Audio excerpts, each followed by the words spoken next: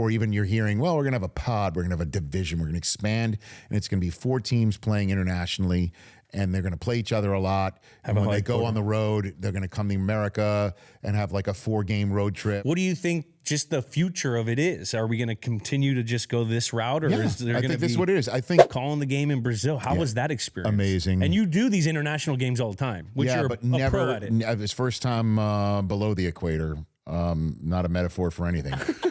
I've never been to Brazil and never been below the equator, never been that close to Antarctica in my life. And, it was wild.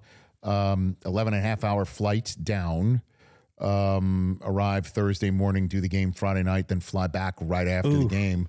So over like a 90-hour period, I spent 22 hours on a plane. Never done that before. But just being down there and being in a different environment, different spot. Have you ever been to Sao Paulo before? I have. I've been to Rio. I haven't been to Sao Paulo. Dude, Sao Paulo is the largest city I've ever been in my entire life. And I grew up in New York and went to college in Chicago. Yeah.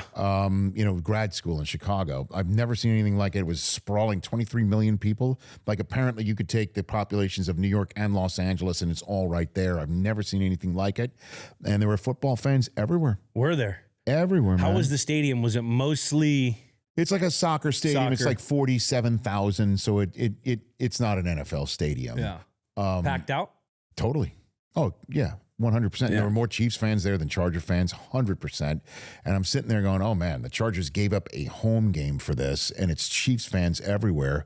And they came out and hit him in the mouth, man. In the mouth. In the mouth. And still, at that late stage, Mahomes almost had a chance to win. He almost got the ball back with a chance to win it. But I love calling games, and because everything that I've done in my career is either talking about a game before it in a pregame or after it in a highlight show. So to be able to describe the action in real time and the challenge of living up to the moment and making sure you don't talk too much so everyone at home actually gets a sense of what it's like to be at the game. It's like a big puzzle to put together, and I love it. I get bummed every single time a game is over. Yeah. Yeah, I love it, man. I can't get enough of it. There's something about it. You definitely got to be on your wit and your cues, because I'll mess around and do it at my house. I've never actually done it. But I saw your interview recently with Al Michaels, and you asked him, what's a game that you think of that you called? Well, what's a game that you think of that you called? Right. Man, a game that I called that jumps out at me. You're the one that you're most proud of. Biggest game, whatever. I'm proud of there was a Chiefs-Dolphins game in Frankfurt that was big going in, but really wasn't that scintillating while it was happening. There's one that just doesn't leap out at me. I like the ones I call in the United States because I'm not flying 12 hours and getting used to 15 time zones to call it.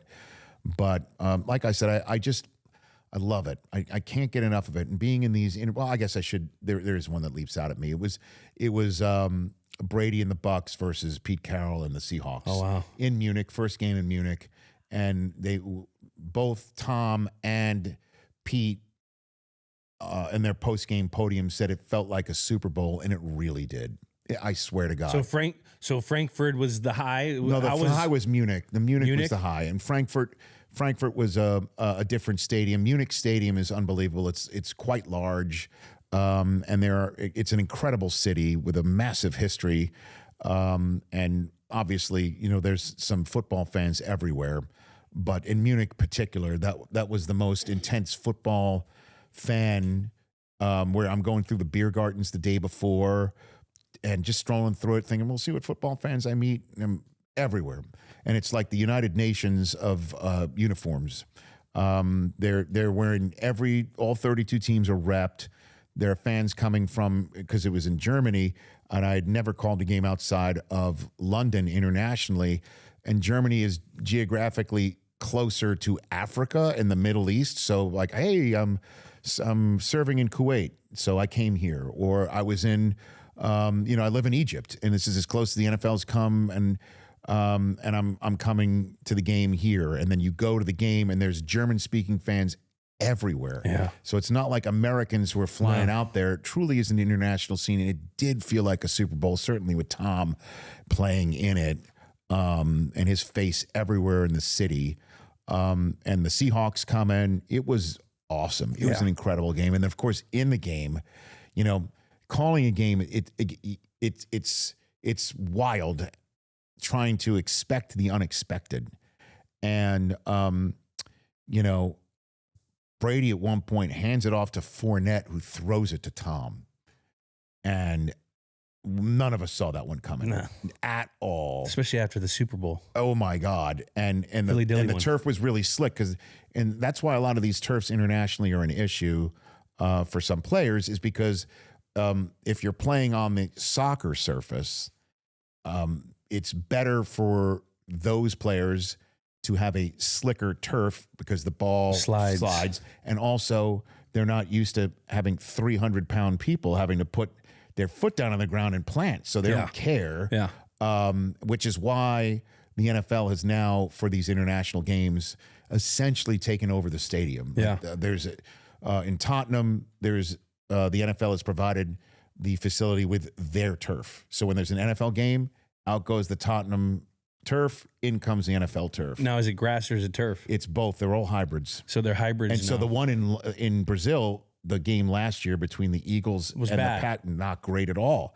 So the league hears it, and they don't want that to be the issue. It's a liability. In July, they basically shut the stadium down, brought in this device. They showed me a video of it. It's the size of a pickup truck, but it's like this massive sewing machine on wheels where they would jam these fibers 7 feet into the ground to stitch the stadium together. It's grass on top, but hybrid fibers in. Wow. And, the Chiefs and the Chargers went out and they were like pounding the turf with their fists, saying this is really hard, but we're going to be able to run real fast.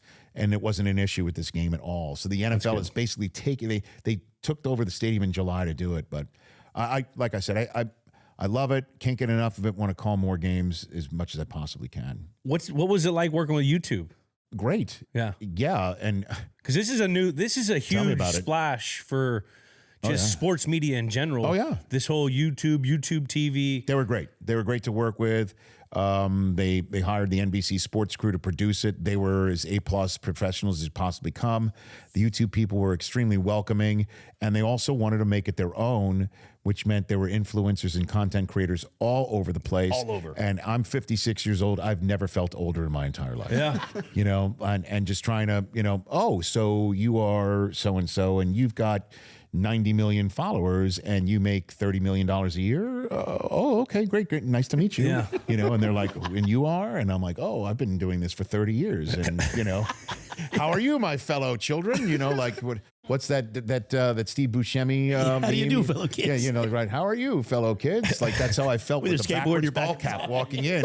The fantasy football season is in full swing, and by now, team owners are divided into 3 groups. Those losing sleep over how to turn around their terrible teams, those who can't sleep for fear that their good teams will suddenly tank, and those taking Unisom over-the-counter sleep aids.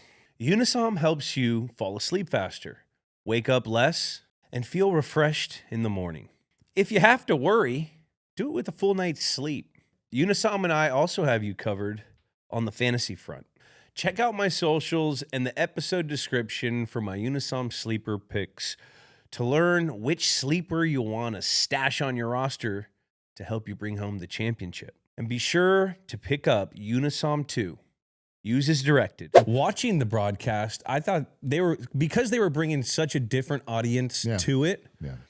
I thought it was really cool. They had the little educational segments where they would explain the mic and the quarterback and how they got the play communicated. There was a bunch of cool stuff. And then you would see all these influencers, like you said. Yeah, Destroying was on the sidelines. They were all there. Yeah, and I was busting his chops because he had a YouTube hat on. Yeah, and I'm like, the brand Rob Lowe. Hey, this is where no, there was at least but it wasn't an NFL logo. It was a YouTube logo, and I'm like, hey, listen, man, you may be new media, but traditional media takes stuff for free too. So I'm glad to see that you're getting at least that part of the traditional media of stuff we all get, a little swag. Although my 12-year-old daughter tells me that's an old phrase now to swag. She's making fun of me, and I guess that's what it is. My wife and I called, let's take you to the swag store of her new school that she's in, and she's like, oh my God. Like, that's a problem. I'm still She's saying in the swag. eye-rolling phase right now. How old's your kid? 8, turning 9. Yeah. soon. So it's a she, right? It's your daughter? Yeah, What's her name? Lil. Yeah. Has she started rolling her eyes at you yet? Yeah. That's a few years from now, bud. Get ready for Well, it. it's the dropping off at school. We're like, Dad, don't honk.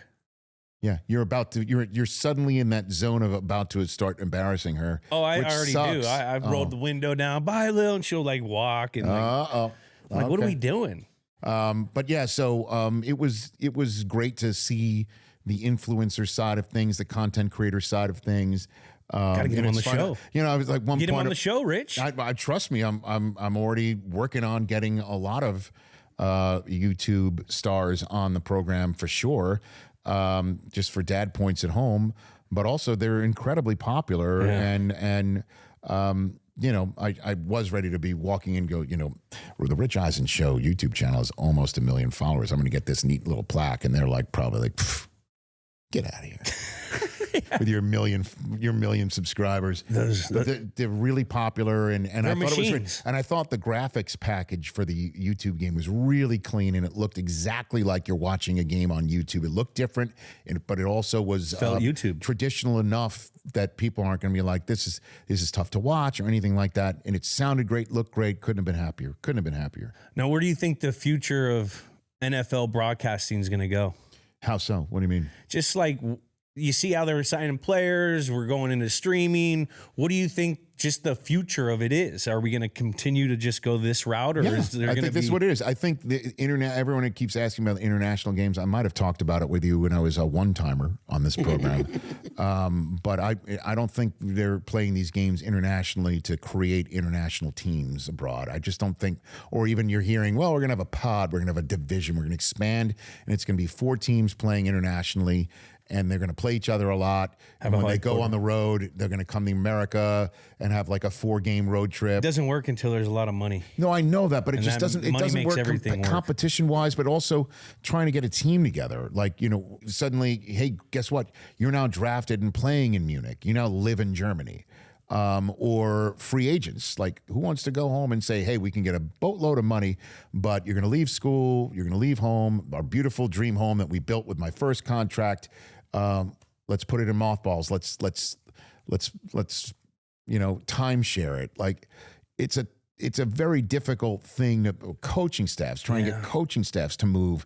It's not going to be easy. No. I think what they're trying to do is just create another package of games in a 4th window of action. Yeah. Where, you know, you'll play outside of the Eastern time zone on a Friday. Like playing in Brazil, you're only 1 hour ahead of the Eastern time zone, but you're not going to do that on a Sunday because there's Sunday night football or 1 o'clock games or what have you, 4 o'clock games, but you can do it on a Friday. Yeah. And you do it on a Friday. There's a reason why the NFL plays on Fridays for the first week of the season, and the day after the Thanksgiving is because that's outside of high school football season. In their, you know, for their contract that they basically have with the United States government, for the lack of a better phrase, for their ability to have high school to have their day. Yeah, high school has to have their day for the NFL to have the financial setup that they're allowed to have legally in the United States. Bottom line is there are opportunities to play outside of Europe on occasion, but mostly you're going to be playing games in Europe in that 4th early window, 9 a.m. Eastern, 6 o'clock Pacific window of football. And I think that's what you're basically going to have. Me and Gronk pitched Raj, we should do Wednesday night games, and we would do like a streamcast of it. How did that pitch go? It was lukewarm. Now, what are you going with? The just PowerPoint? Said, hey, Raj, we think PowerPoint? we need. Yeah, hey, dude, we just need a game on Wednesday. We'd love to do it. Did you go to his office to tell him this? We're at a YouTube thing, actually. Oh. Fanatics Fest. Fanatics Fest. Yeah. 2025. 500 people. Put them on the spot. Oh, yeah. Put him on the spot. I'm sure. Did he say, come to my office, we'll talk about it? He said he wasn't opposed to it. He said What that did he they say? had done Wednesday night footballs on Christmas, and during COVID, they had done Wednesday night football. And I played on a Wednesday. He seemed like that was enough. Yeah, listen, I've been around Roger Goodell for 22, 23 years now. That was a no. I think he's scared You of got a soft action, bro. no. You got a soft no. Yeah, soft Worried no. about I mean, no. it's Not a a hard no. A hard no I'll is take just a like soft no. A hard no is a GTFOH from the hell outta RG. here. But you He's know, scared of action, that was a baby. no. It was him basically saying, nice to see you. You know, I'm a big fan of your work, but that's a no.